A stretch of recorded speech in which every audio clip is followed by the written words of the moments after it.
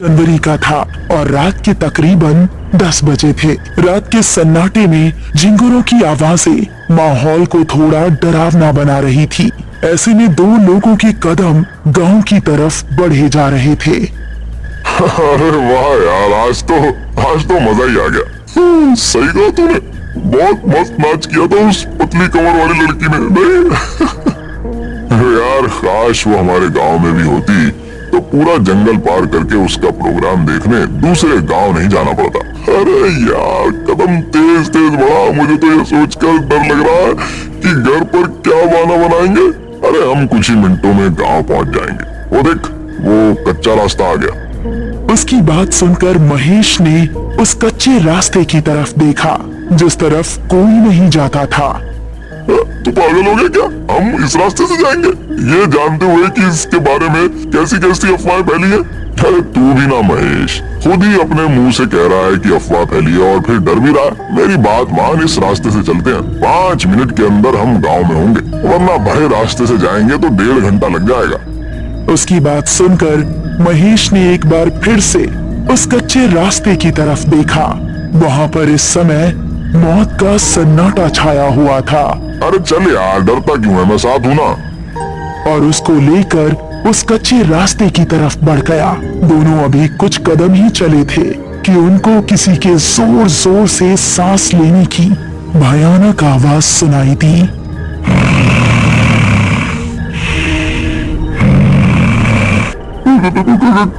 कौन है?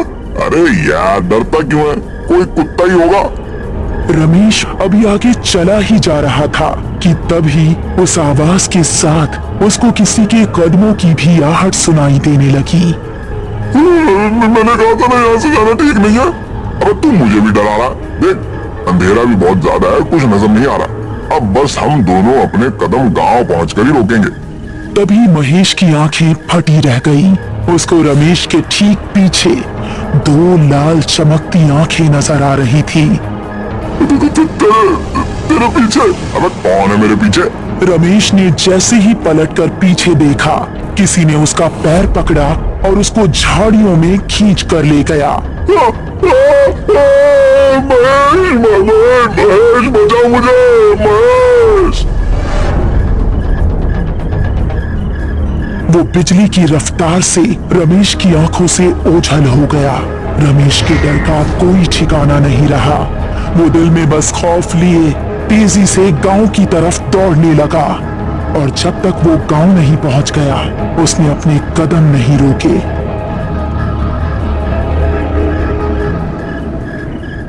अगली सुबह जब वो गांव के कुछ आदमियों के साथ उस कच्चे रास्ते की तरफ गया तो उसको रमेश की लाश 2 टुकड़ों में जमीन पर पड़ी मिली। रमेश!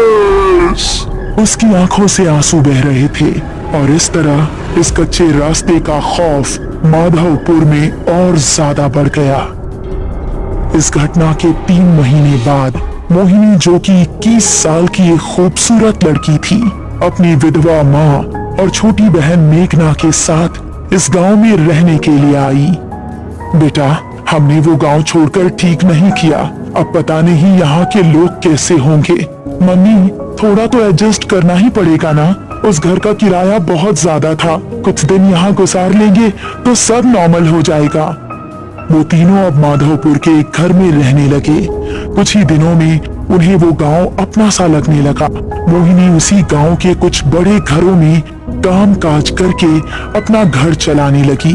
पड़ोस में रहने वाला रोहित नाम का एक लड़का मोहिनी को दिल ही दिल में पसंद करने लगा था, लेकिन उससे बात करने में थोड़ा हिचकिचा रहा था। एक शाम जब मोहिनी अपना काम खत्म करके घर पहुंची तो उसको घर में मेघना कहीं नजर नहीं आई और माँ काफी परेशान दिख रही थी। माँ, मेघना कहाँ है? वो दोपहर के वक्त टहलने निकली थी लेकिन अभी तक घर नहीं लौटी। मैंने आसपास पता भी किया लेकिन वो कहीं नहीं है। मुझे तो अब बहुत डर लग रहा है, पता नहीं कहाँ होगी वो। अरे माँ, आप डरिए मत, मैं अभी उसको ढूंढ कर ले आती हूँ। इतना कहकर मोहिनी घर से निकली और आसपास के इलाकों में देखने लगी, लेकिन उसको मेघना कहीं नजर नहीं आई। फिर घर वापस आते वक्त उसकी नजर उसी कच्चे रास्ते पर पड़ी। हर जगह देख लिया लेकिन कहीं नहीं मिल रही। अब तो बस यही एक जगह बची है।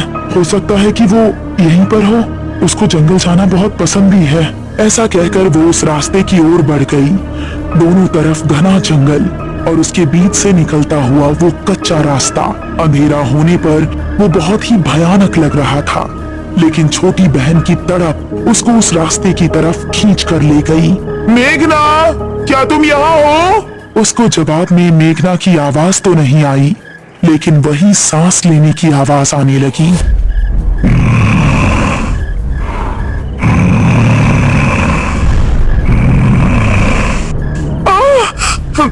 ये किस जानवर की आवाज है? मेघना प्लीज, अगर तुम यहाँ हो तो कोई जवाब दो। अब वो डरती डरती तेज तेज कदम बढ़ाने लगी। तभी उसको महसूस हुआ कि किसी ने पीछे से उसका दुपट्टा पकड़ा है। एक पल को तो उसकी सांसें रुक गई और उसने तेजी से पलटकर पीछे देखा। उसका दुपट्टा घनी झाड़ियों में फंसा हुआ था। हे भगवान, मैं तो डर ही गई थी। उसने झुककर अपना दुपट्टा निकालने की कोशिश की। झाड़ियों में काफी अंधेरा था और कुछ भी साफ नजर नहीं आ रहा था। तभी वो सांस की आवाज और भी तेज होने लगी और झाड़ियों से एक हाथ निकला जिसने उसका पैर पकड़ लिया। कौन है? छोड़ो! वो अब बेहद डर गई थी और अपना पैर छुड़ाकर तेजी से वहां से भाग निकली। उसको लग रहा था कि जैसे कोई उसका पीछा कर रहा हो, लेकिन उसकी हिम्मत नहीं हुई कि वो पीछे मुड़कर देखे। वो घबराती हुई ऐसी भागी कि सीधा वो जाकर अपने घर के अंदर ही रुकी। अरे मोहिनी बेटा, क्या हुआ? इतनी डरी हुई क्यों हो?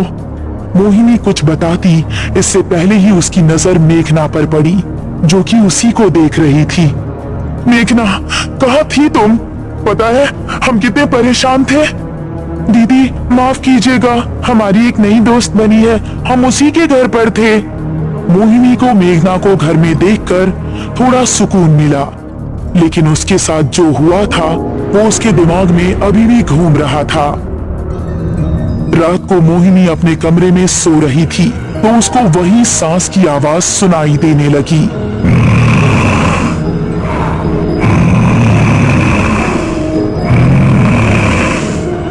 ये आवाज सुनकर वो जाग उठी और ये आवाज खिड़की की तरफ से आ रही थी। कौन है वहां? वो कमरे से निकली और घर के बाहर उसी मैदान में गई जो उसके कमरे की खिड़की के पीछे से दिख रहा था। कौन है? कौन हमारा नाम पुकार रहा था? मोहिनी ने गौर किया कि ये आवाज एक पेड़ के पीछे से आ रही है जिसके नीचे बहुत अंधेरा था। वो फिर भी हिम्मत करके उसकी तरफ कदम बढ़ाने लगी। जैसे ही वो उस पेड़ के पास पहुंची, किसी ने पेड़ के पीछे से निकलकर उसको कसकर गले लगा लिया।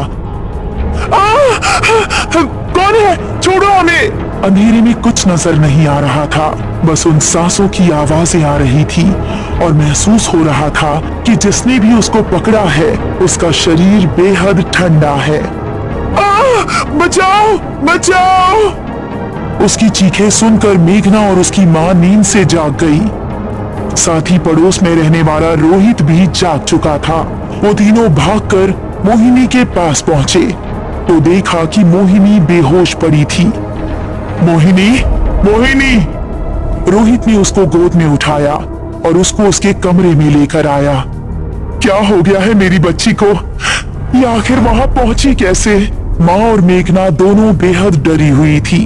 तभी मोहिनी को होश आ गया और उसने आंखें खोलते ही रोहित को सामने देखा।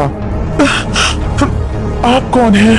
मोहिनी, ये हमारे पड़ोसी है, यही तुम्हें यहाँ पर लेकर आए।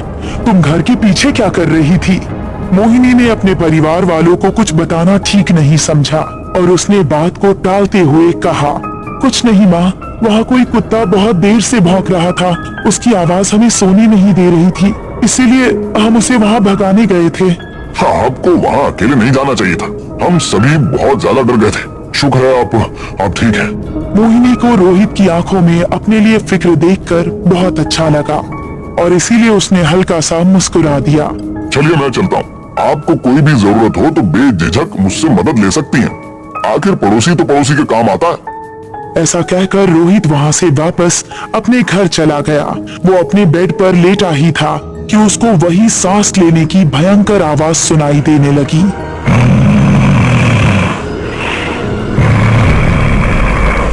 ये आवाज कैसी है? रोहित, रोहित, कौन है? रोहित अपने कमरे से निकला तो उसने सुना कि वो आवाज उसके बराबर वाले कमरे से आ रही है। वो कमरे में पहुंचा तो पाया कि वहां पर कोई नहीं था, लेकिन वो आवाज आ रही थी। रोहित, रोहित, कौन है? जरा इधर आकर देख, मैं कौन हूँ? आवाज एक अलमारी के अंदर से आ रही थी। अब रोहित के चेहरे पर डर दिखने लगा। उसने गौर किया कि वो आवाज अलमारी के अंदर से ही आ रही थी। तुम जो भी हो, ये मजाक बिल्कुल अच्छा नहीं है। ऐसा कहकर रोहित गुस्से में अलमारी की ओर बढ़ा। उसने जैसे ही अलमारी का दरवाजा खोला तो उसके चेहरे का गुस्सा खत्म हो गया और आंखों में खौफ उतर आया। तभी एक भयानक लाल हाथ बाहर निकला और अलमारी का दरवाजा बंद हो गया और रोहित के चीखने चिल्लाने की आवाज अलमारी से बाहर आती रही। कुछ देर चीखने चिल्लाने के बाद अचानक से रोहित की आवाज आनी बंद हो गई। तभी धड़ाम से अलमारी का दरवाजा खुला और रोहित की कटी हुई गर्दन अलमारी से बाहर आकर गिरी।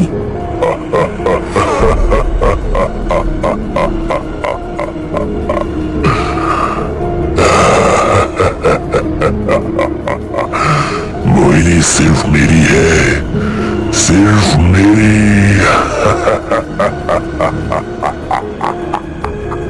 आखिर क्या है उस कच्चे रास्ते का राज? वो भयंकर सांसें किसकी है और कौन है जो लोगों की जाने ले रहा है? मोहिनी की जिंदगी में अब आगे क्या होगा? इन सभी खौफनाक रहस्यों से पर्दा उठेगा इस कहानी के अगले पार्ट में जल्द ही।